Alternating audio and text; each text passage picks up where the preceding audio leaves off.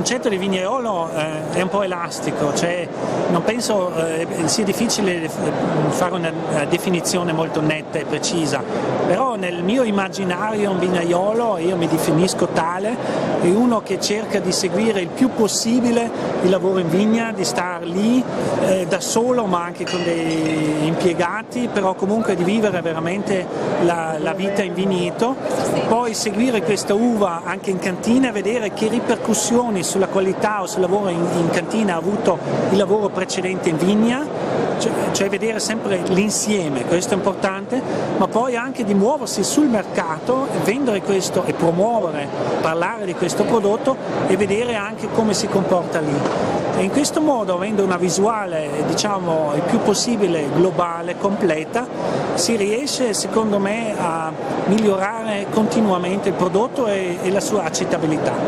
un po' come viene un po' visto dall'esterno. Questo per me è il vignaiolo, quello che il più possibile è presente in tutti i passaggi, dalla vite al vino venduto. Non stiamo fermi mai e nessuno e dobbiamo evolvere, però bisogna sempre dire anche che il vino è un prodotto abbastanza conservatore, cioè che i clienti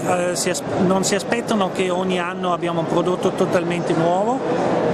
accettano e anzi aspettano anche che le diverse annate producono sempre prodotti un po' diversi, ecco questo sì, però se no è un comparto dell'economia che sicuramente è abbastanza stabile. Comunque dobbiamo sempre diventare migliori e diciamo che al momento è sicuramente un aspetto molto importante quello di trasmettere il più possibile le particolarità che il tuo luogo, il tuo territorio ha, di trasmettere queste particolarità nel bicchiere e anche di comunicarlo, quello sì. Io faccio i vini tipici del mio paese o dei paesi limitrofi, che sono lo Chardonnay, il Pinot Grigio, ma anche il Gewürztraminer, e poi come vitini rossi il Merlot e il Cabernet Franc, e del Merlot faccio sia una riserva rossa che anche un rosato. E quale vino mi assomiglia di più? Forse quello che non ho ancora fatto.